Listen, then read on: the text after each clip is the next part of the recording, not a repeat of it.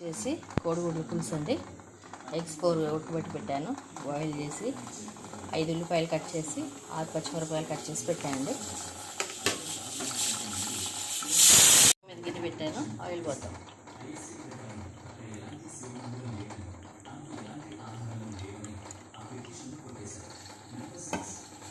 Oil పోసండి. దాని ముందులు వేసుకుందాం.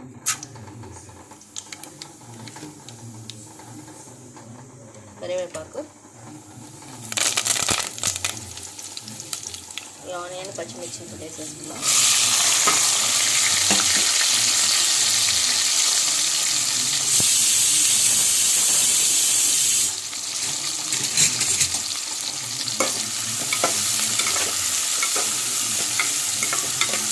పసుపు వేద్దాం.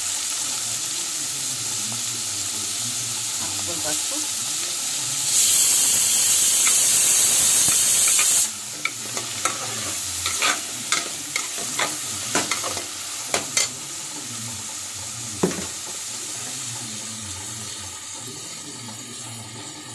ఒక హాఫ్ స్పూన్ సాల్ట్,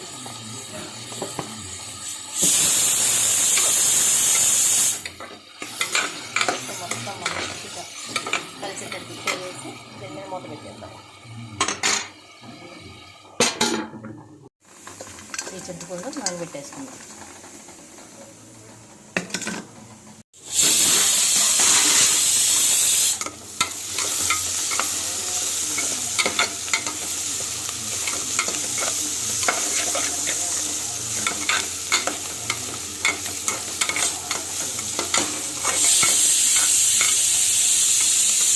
ఆనియన్ మగ్గనివ్వండి. మూత తీసేసి కొంచెం మగ్గాలండి, వేగాలి. ఆనియన్ వేగనివ్వండి. ఆనియన్ అంతా వేగింది చూడండి. ఇప్పుడు ఇందులో పులుసు పోసేసుకుందాం. ఇందులో చింతపండు పులుసు పోసేసారంట. ఇందులో ఎగ్స్ వేసేసుకుందాం. ఎగ్స్ ఘాట్లు పెట్టుకోవాలండి. 2-3 ఘాట్లు పెట్టేసేసి ఎగ్స్ ఇందులో వేసేసి కారం వేద్దాం.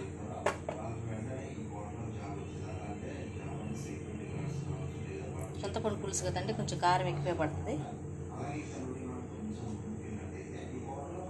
పెద్ద స్పూన్ కారం వేసుకోండి. చిన్న స్పూన్ అయితే 2 స్పూన్లు వేసుకోండి కారం.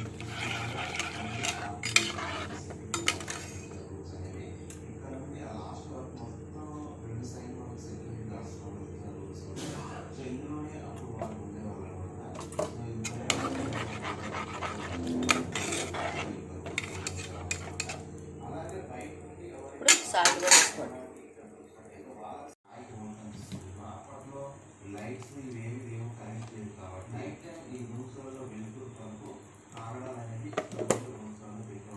చిన్న స్పూన్తో అంటే కొంచెం వేసాం కాబట్టి సాల్ట్ కొంచెం వేసుకోండి. చాలా పోతే మళ్ళీ వేసుకోవచ్చు. సాల్ట్ ఎక్కువైతే మాత్రం ఏం చేయలేమండి, అందుకని కొంచెం వేసుకోండి. నేను ఇప్పుడు మంచిగా మరగనివ్వండి. కొంచెం ఉడికితే బంద్ చేద్దాం. పులుసు ఇక్కడ దగ్గరికి వచ్చిన తర్వాత బంద్ చేసేది. ఇంక ఇందులో ఏమి వేయనండి. ఉడుకు పులుసులో ఇదో రకం పులుసు, ఇదొక టైపు. ఇంకొక దాంట్లో అయితే కొంచెం శనగపిండి కానీ, కొంచెం బియ్య పిండి కానీ, కొంచెం మైదా కానీ స్పూన్ వేసి వాటర్లో కలిపేసి పోసుకుంటే చిక్కగా ఉంటుంది. అదో రకం టేస్ట్, ఇదో రకం టేస్ట్ అండి. ఇవాళ ఇలాగే చేస్తున్నాను. అయిపోయింది పులుసు చూడండి. ఇదిగోండి కోడిగుడ్ల పులుసు రెడీ. అందరూ ఇళ్ళలో రెడీ చేసుకొని టేస్ట్ చేయండి.